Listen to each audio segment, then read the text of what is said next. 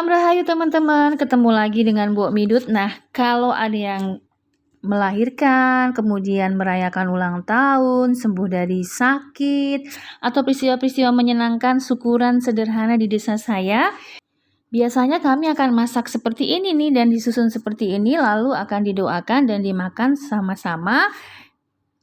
Kami menyebutnya sebagai bancaan, kadang brokohan kalau untuk yang melahirkan. Langsung aja yuk, kali ini saya mau membuat satu paket lengkap dalam satu video menu-menu yang biasa kami masak dalam bancaan atau brokohan. Kita sebut saja ini namanya nasi bancaan. Ini semua resep dan bumbunya ya. Telur rebus, 11 butir telur, 1 sendok makan garam, dan 1 buah nipis. Nah ini pertama kita didihkan dulu air, lalu kita masukkan garamnya. Baru kita tambahkan jeruk nipis, kalau tidak ada bisa diganti dengan cuka. Fungsi garam nipis ini untuk membuat agar nanti telurnya pada saat dikupas itu tidak sulit ya. Jadi kulitnya bisa mudah dilepas. Setelah kita masukkan garam dan jeruknya, air jeruk ya, dan airnya sudah mendidih, kecilkan api dulu ya, baru kita masukkan telurnya.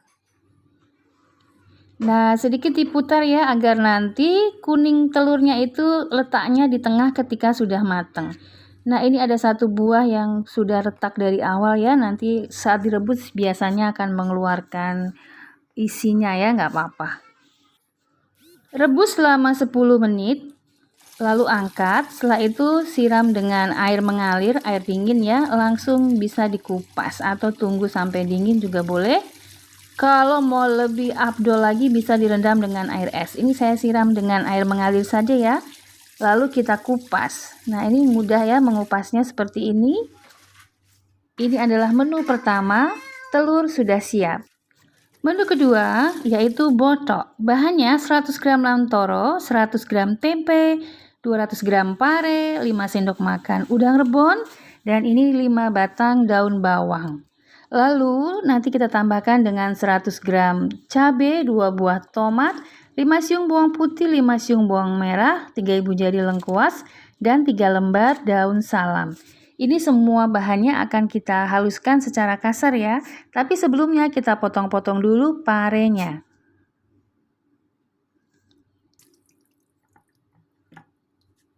Saya memotongnya menggunakan pisau stand cookware, 1 set isinya banyak dan tajam serta ada asahannya. Nah, ini kita buang dulu isinya, lalu kita potong-potong. Seperti ini. Setelah itu kita akan remas dengan garam, tambahkan 1 sendok teh garam, diremas agar diremat-remat ya, agar lebih lembut dan pahitnya berkurang.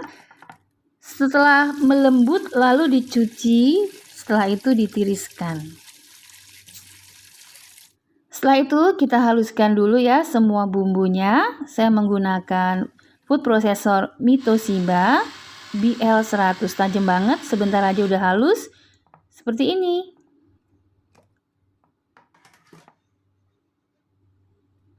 Nah ini kita potong-potong ya, cabai hijau, daun bawang, dan tempenya kita potong-potong tipis-tipis saja. Lalu kita satukan semua bahannya.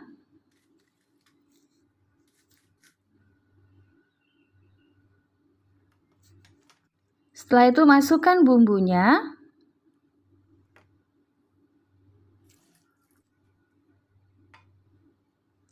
Masukkan kelapa parutnya.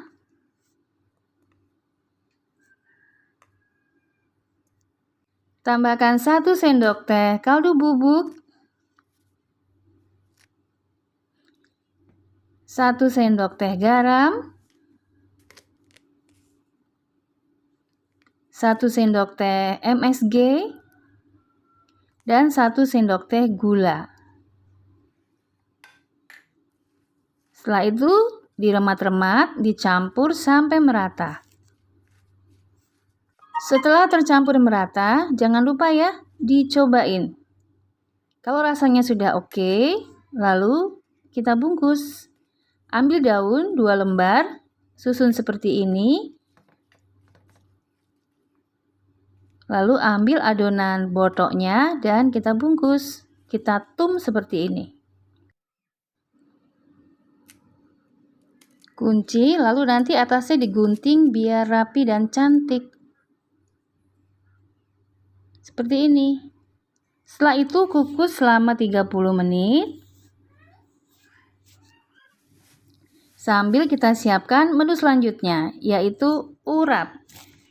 Setengah buah kelapa parut, 100 gram cabai, ini kelapa parutnya ya.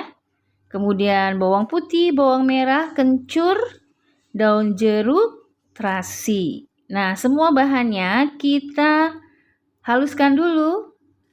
Kencur, daun jeruknya yang banyak ya. 9 lembar daun jeruk, 5 siung bawang putih, 5 siung bawang merah, dan 100 gram cabai campur. Serta 1 ibu jari kencur. Kita masukkan ke food processor Mitoshiba BL100 biar nanti menghaluskannya lebih cepat dan lebih halus. 1 sendok teh garam, 1 sendok teh MSG, 2 sendok teh kaldu bubuk, dan 2 ibu jari gula merah, dan 1 sendok teh terasi, 1 ruas jari asam tanpa biji. Tutup dan haluskan. Lalu tuang ke setengah buah kelapa parut. Aduk sampai rata. Lalu siapkan daun lebar dan besar. Susun lapis 2, setelah itu dibungkus seperti ini. Dikunci dengan lidi agar tidak tumpah. Setelah itu kita kukus selama 30 menit. Saya mengukusnya berbarengan dengan botok menggunakan slow wok presto dari Stain Cookware. Lebih cepat, mateng, dan praktis. 30 menit kemudian, botok dan sambal urapnya sudah mateng. Kita akan siapkan sayurannya. Didihkan air, tambahkan 1 sendok teh garam, aduk. Setelah air mendidih, baru kita masukkan sayurannya. Fungsinya agar nanti sayurannya tetap hijau setelah matang. Jadi direbus dengan air mendidih dan garam dan jangan ditutup. Aduk-aduk, rebus sampai matang atau sesuai selera, lalu diangkat. Begitupun dengan kangkungnya. Setelah airnya mendidih, masukkan kangkungnya, air yang sudah ditambah dengan garam ya. Dan jangan ditutup, rebus. Jangan ditutup sampai kematangan sesuai selera, sekitar 5 menit. Setelah itu diangkat dan ditiriskan.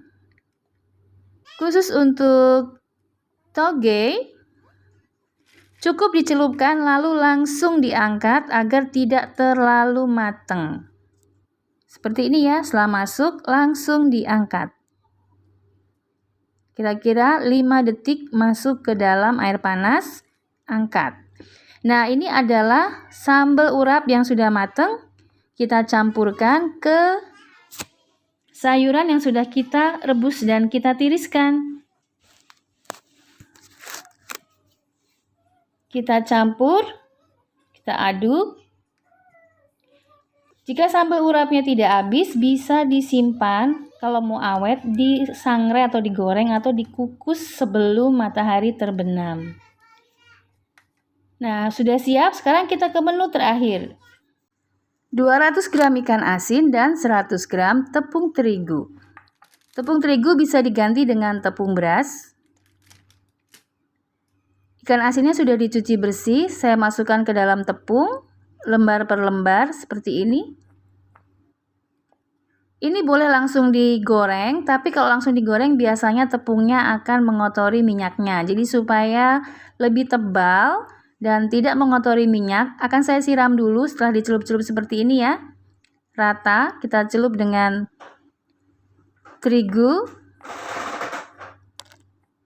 seperti ini.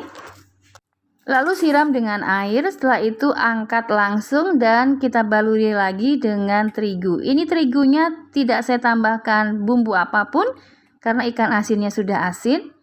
Kita baluri satu persatu, fungsinya agar lebih tebal tepungnya dan juga agar ketika digoreng nanti lebih tidak mengotori minyak. Sambil diaduk, sambil kita siapkan kompor, kita panaskan minyak ya. Setelah itu kita goreng. Seperti ini. Goreng sampai warnanya berubah kuning kecoklatan atau sesuai selera. Biasanya makin kering makin bagus ya. Nah, setelah mulai menguning seperti ini, siap-siap diangkat. Dan mateng deh. Sekarang kita akan membuat tumpeng bancaan. Ambil nasi panas, letakkan di wadah yang sudah dilapisi dengan daun sambil ditekan-tekan dan dibentuk bulat seperti ini. Ini cara membuat tumpeng mini yang praktis ya. Ambil daun bentuk corong seperti ini. Dikira-kira ya, kira-kira selebar alas bulatan nasi yang sudah kita bentuk tadi. Kita masukkan nasi ke corongnya atau segitiga daunnya sambil ditekan-tekan. Nah, ini kita gunting pinggirannya biar saat ditumpahin atau ditumpangkan tidak sulit. Nah, seperti ini. Setelah itu ratakan segitiganya seperti ini. Nah, atasnya boleh juga kita beri corong tutup ya, kita bentuk segitiga seperti ini, kita kunci untuk penutup ujung tumpeng. Nah, seperti ini ya. Kita bentuk bulatan, lalu kita letakkan di atasnya. Kalau mau pakai tutup atas. Setelah itu beri alas daun di sekeliling tumpengnya atau nasinya. Baru diletakkan menu-menunya. Ini urap ya. Selain agar lebih cantik, juga agar tidak menempel di nasi sehingga tidak mudah basi ya kalau tidak langsung dikonsumsi. Nah, ini adalah botoknya, menu kedua ya. Urap pertama, lalu botok. Biar tidak ketutup, kita gunting dulu ya. Bagian ujung-ujung daunnya. Nah, setelah itu kita letakkan bersisian dengan urap biasanya ya, botok diletakkannya.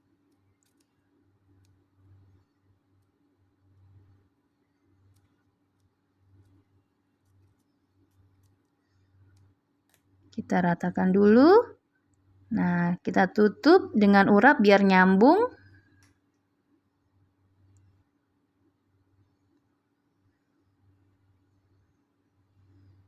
Nah, seperti ini.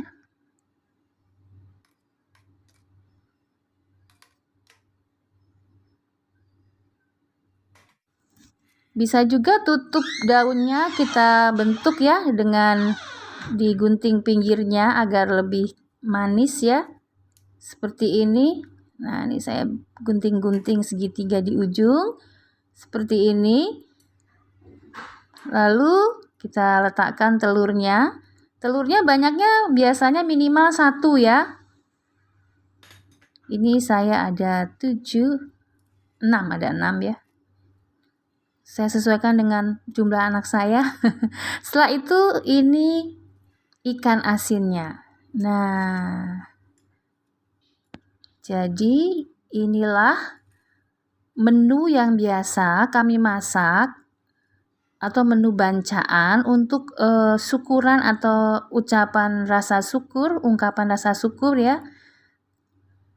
Untuk peristiwa-peristiwa dalam kehidupan seperti kelahiran anak, sembuh dari sakit, pulang dari rumah sakit, atau merayakan hari kelahiran ya. Nah, nanti biasanya itu setelah didoakan, masing-masing orang itu akan mendapatkan berkat ya. Jadi dibungkus daun, isinya semua bagian dari bancaannya dimasukkan nasi, urap, botok, ikan asin goreng, dan telur seperti ini. Nah, ini enak banget. Kebayang nggak semuanya dimaem ya? Wah, mantul tutul. Nah, teman-teman, demikian resep kali ini. Menu lengkap nasi bancaan yang biasa menjadi tradisi kehidupan di desa saya, Jawa Tengah dan sekitarnya. Bagaimana di desa teman-teman? Sama nggak?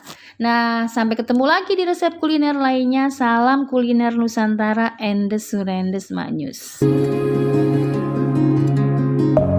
Deep within, here we go, but somehow I'm caught in the middle. Is this the end before we've even begun?